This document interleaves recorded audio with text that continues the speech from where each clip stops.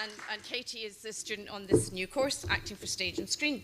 I had a chance to see you perform just by sheer luck. Oh, yeah. And you were in a Sondheim performance, a massive performance. I thought you did brilliantly, so congratulations. It must have been quite a lot for you. Thank you. Right at the very beginning of your career, it looked wonderful, yep. So well done.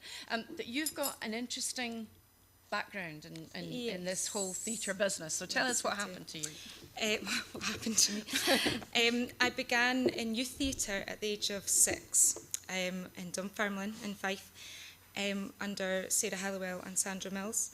The youth theatre itself then was brought under by what was then Lauder College, which is now Carnegie College, and we went in under education, and I stayed in youth theatre and developed skills by shadowing the facilitators that were there.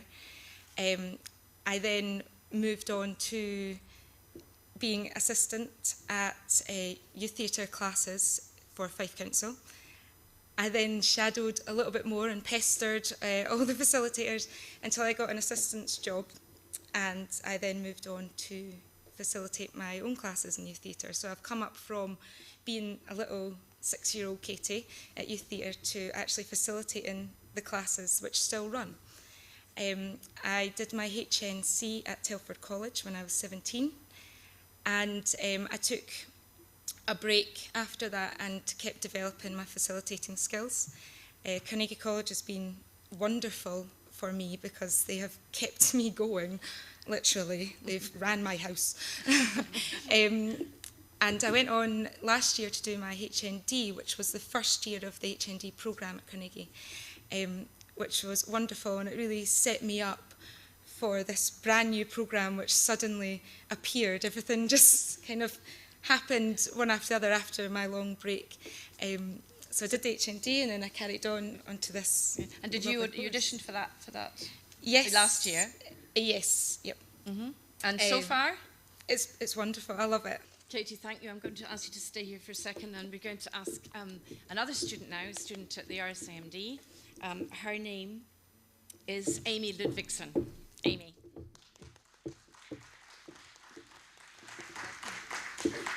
Amy, your story will be different. Yes. This is called as an overseas student. So overseas means you're from? I'm originally from Chicago. I auditioned for the RSAMD while I was living in New York last year. So I'm on the MA Classical and Contemporary Text course, and I decided I wanted to go to graduate school a little bit late in the game, so I just signed up wherever I could still sign up to audition, and I had my RSAMD audition about 5 auditions into the process. And I was like a little harried by that point, because in the States, when you're auditioning for schools, you have a 3-minute time limit. You're asked not to introduce yourself. There's some schools who tape out a little line that you're asked not to cross. And so the more I was auditioning, the more I was like, maybe I don't really want to do that. I was just getting really I was on the fence about it anyway, because I have some broader career goals about possibly being maybe an artistic director or teaching at a higher education institution. And the more it was just about doing those 2 pieces, and maybe if you made it to the 3rd round, you could introduce yourself. So by the time I auditioned, I went in for Maggie and auditioned, and I was like, I'm wearing jeans for this. I'm not even, this is tough. So I went in and auditioned for Maggie, and Andrew was there, I believe, and was given adjustments, which I was like, this is amazing. I'm actually working with someone. They're asking me to work on my piece, and then sat down and actually chatted with Maggie for about 15 minutes, and I was pinching my cheeks because I was able to talk about what I wanted, where I was at in my career, and asked questions of interest, and there was just a different level of respect that I experienced that was just so unique. And even going into the auditions I did after that, the same audition hall, so many people were saying, did you audition for RSAMD? They talked to you, right?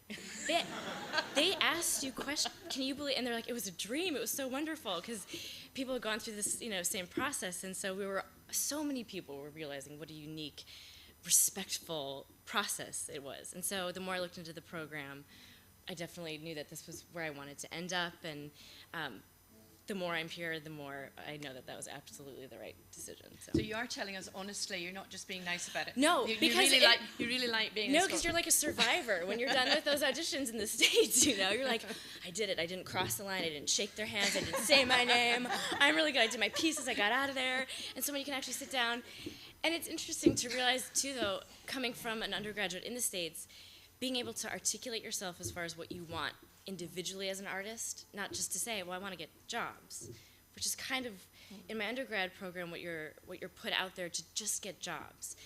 Not necessarily know what you want to create, know what you want to do, and in a time like this when you might have to create your own work, and some people who really do want to create their own work, who want to teach, to be able to express that going into an acting program, not be afraid to say, well, I really want to teach. I do have other goals besides, getting a toothpaste commercial. So, like being able to say that and feel good about it and articulate what you want authentically as an artist, I think is something that I realized I was honored to be asked that question, but I also realized I don't even know really how to answer that because no one's really ever asked that in my training. So it was really a unique experience. So I guess, Amy, we're on the right track, but we've got still a long way to go after that discussion this morning, but we're on the right track, I guess.